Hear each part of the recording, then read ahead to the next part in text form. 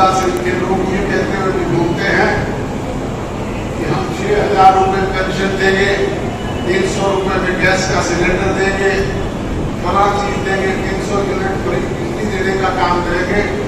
मैं पूछना चाहूंगा भूपेंद्र सिंह हुड्डा से कि जब वो सत्ता में 10 वर्ष तक थे तब उन्होंने बुढ़ापा पेंशन कितनी बढ़ाने का काम किया? तब तो मात्र 250 रुपये बढ़ाए थे, आज वो 6,000 करने की बात करके आप बरकराने का प्रयास करते हैं। जिस तरीके से आपके बीच में प्रवीण देशवाल ने बताया कि मिली भगत की कुश्ती लगातार आपके बीच में खेल रहे हैं। जब भारतीय जनता पार्टी को जरूरत होती है तो कांग्रेस की तरफ से ये लोग उन्हें अनअपोज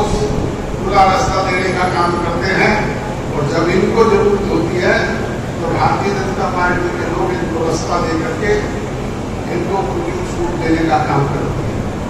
तो इस बात को समझने की जरूरत है। जननायक जनता पार्टी चौधरी देवीलाल जी के नक्शे कदम पर चलने वाला राजनीतिक दल है। चौधरी देवीलाल जी ने जो भी बात करी जनता जनार्दन के बीच में वायदे के तौर पर की, सत्ता में आने पर आपकी दी हुई ताकत जब उनके पास आई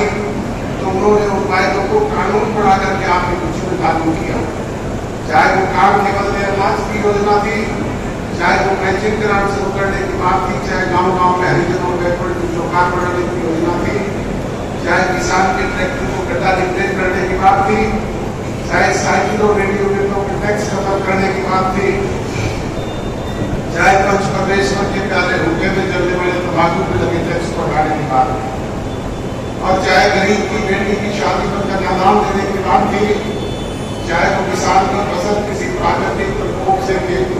बिहार में तबाह और बर्बाद हो गई तो उसका उचित मुआवजा देने की बात थी,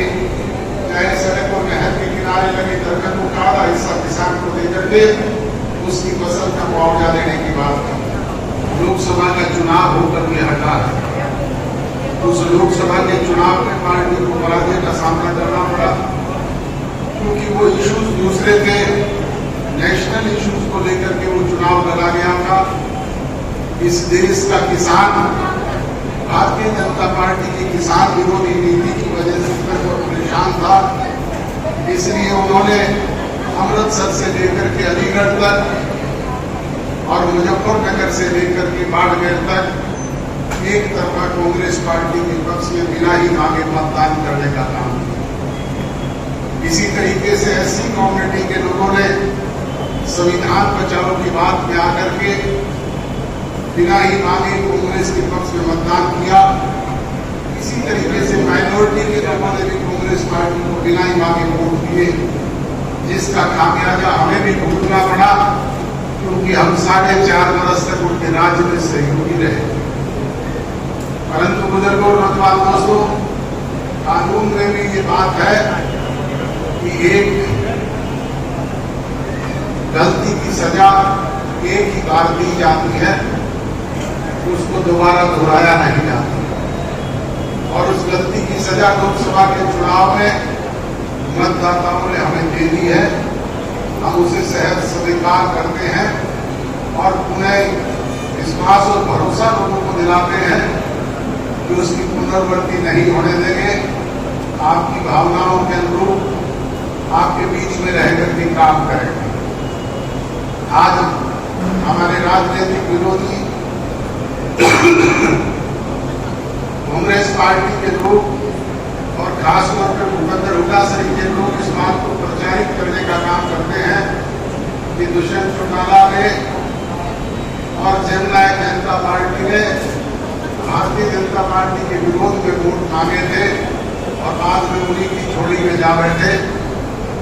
जननायक जनता पार्टी क्या भूपेंद्र हुड्डा की उस कांग्रेस को सपोर्ट करके जिसने दुष्यंत के बाप और दादा को बिना कसूर जेल दिलवाने का काम किया। भारतीय जनता पार्टी के साथ पूर्व में भी चौधरी देवीलाल जी से लेकर के जननायक जनता पार्टी तक हमने समय समय पर साझा सरकार बनाने का काम किया है। परंतु बुजुर्गों नौजवान दोस्तों, एक सांपनाथ है तो दूसरा नागनाथ है, कि दसने की आदत है, भूखा लगने की दसने का काम करते हैं। अब उस गलती को पुनः दोहराने का काम नहीं करेंगे। अब विधानसभा के चुनाव स्थानीय मुद्दों को लेकर के लड़े जाएंगे, हरियाणा प्रदेश के हितों को लेकर के लड़े जाएंगे और हरियाणा प्रदेश में ये गठजोड़ हरियाणा प्रदेश के विकास के लिए, आपकी बेहतरी के लिए, खुशहाली के लिए कमेरे वर्ग के लोगों को ज्यादा से ज्यादा इसका फायदा मिले और चौधरी देवीलाल जी और माननीय स्वर्गीय काशीराम जी की सोच साकार हो, इसी बात को लेकर के किया गया है। आज जो होनहार नौजवानों का गठजोड़ हुआ है, जो 34 साल की उम्र में है और आगामी 40 वर्ष तक लगातार आपके बीच में रहकर के जिन्होंने राजनीति करने का काम करना है, आपसे गुजारिश और विनती है कि आप सारे संगठित होकर के उनके इस चुनाव के दौरान मदद करने का काम करें, ताकि वो नौजवान आपके बीच में आपकी इच्छाओं की पूर्ति करने का काम कर सकें।